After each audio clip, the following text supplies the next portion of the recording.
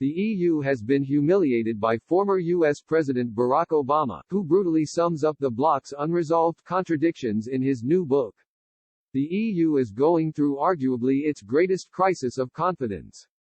Regardless of the current state of Brexit talks, Britain's move to leave the bloc manifests itself as an unprecedentedly poor indictment of the Brussels project. Throw in the fallout regarding the EU's Coronavirus Recovery Fund, and subsequent infighting between member states, the future looks bleak at best. To make matters worse, Mr. Obama, still one of the most influential voices in global politics, has twisted the knife with a damning assessment.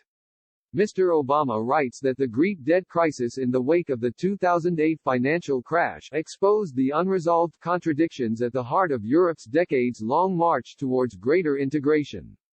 He explains, "For me, the whole thing felt like a TV rerun of the debates we'd had back home in the aftermath of the Wall Street crisis. And while I was crystal clear about what European leaders like German Chancellor Angela Merkel and French President Nicolas Sarkozy needed to do, I had sympathy for the political bind they were in. After all, I'd had a hell of a time trying to convince American voters it made sense to spend billions of taxpayer dollars bailing out banks and helping strangers avoid foreclosure or job losses inside our own country.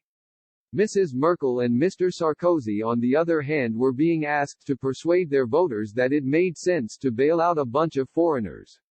I realized then the Greek debt crisis was as much a geopolitical problem as it was a problem of global finance."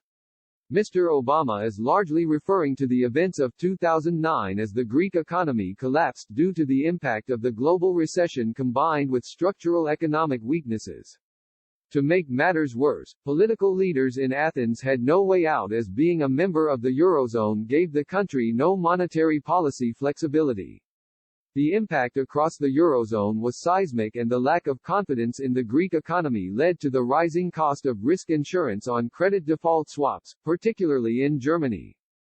Greece required bailouts in 2010, 2012 and 2015 from the International Monetary Fund, Eurogroup and the European Central Bank. As Mr. Obama alludes to in his memoir, A Promised Land, the domestic fallout of the Greek bailouts in Mr. Sarkozy's France and Mrs. Merkel's Germany was enormous.